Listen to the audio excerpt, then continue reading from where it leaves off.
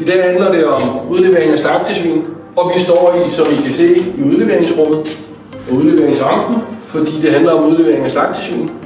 Og det, der er vigtigt, det er, at man, når man får grise ind, har en systematik, så det er lige den modsatte ende af, hvor vi er nu. Men det, der handler om, det er, at man har en seddel sat op, og den seddel, den skal sidde ved hver dør ind til alle sektioner. Og den seddel, den skal indeholde ankomstvægt på grisene, den skal holde antal grise, og hvornår de er kommet ind. Og hvornår de er kommet ind, det kører vi både på datovis og på ugenummer.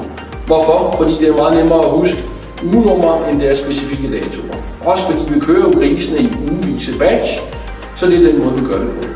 Og hvis man sætter grise ind i 3 sektioner, jamen så er der 3 sedler. Det er ikke således, at man skal hen til sektion nummer 3 for at finde den seddel, man skal bruge i nummer 1. Man sætter det op, og det er afgørende, det er, at man sætter den, så den er nem at se, nem at komme til. På den seddel kan man også sagtens bruge den til at notere behandlinger, døde osv., fordi den giver et godt overblik over, hvad er det, der foregår i sektionen. Hvorfor er vægten vigtig?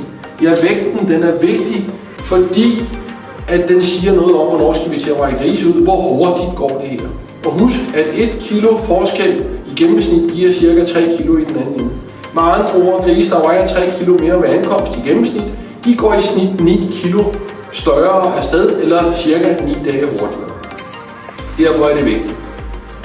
Og på den her seddel er også noteret, at hvis man sætter grise ind i uge 1 for eksempel, så skal man starte udvejningen i uge 9 eller 8, afhængig af hvordan man kører med ad libitum eller restriktiv fodring osv.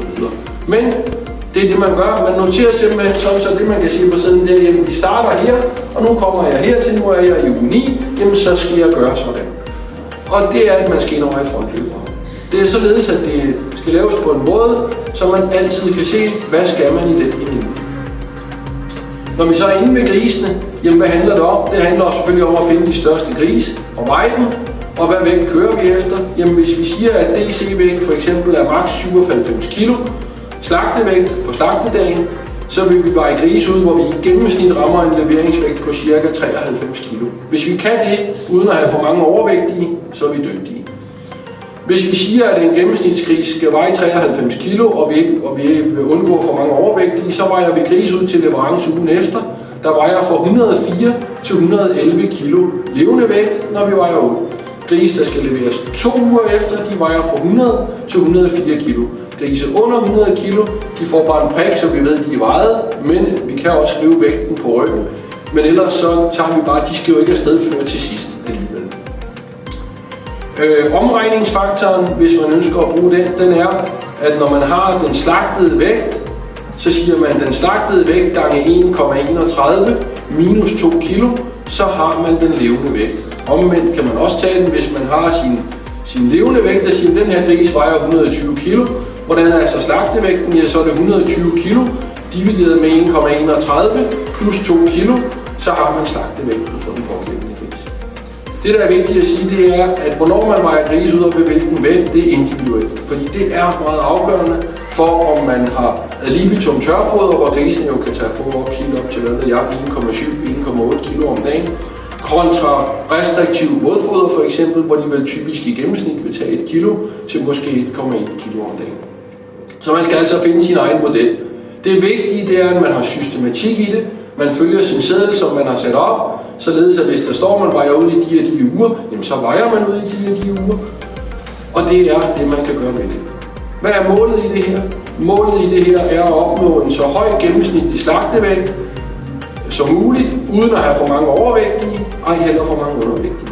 Og hvad er målet direkte? Det er under 1% undervægtige, maks 4% overvægtige, og når I går ind og kigger på jeres eget leveringsafregninger, så I har det, der hedder en standardafvigelse, altså en variation, det der hedder SD-tallet, det skal være under 5, og hvis det er under 4, så er det meget, meget flot, men under 5 skal det være, ellers har I for stor spredning på grisene, det vil sige enten for mange små, for mange store, eller begge dele.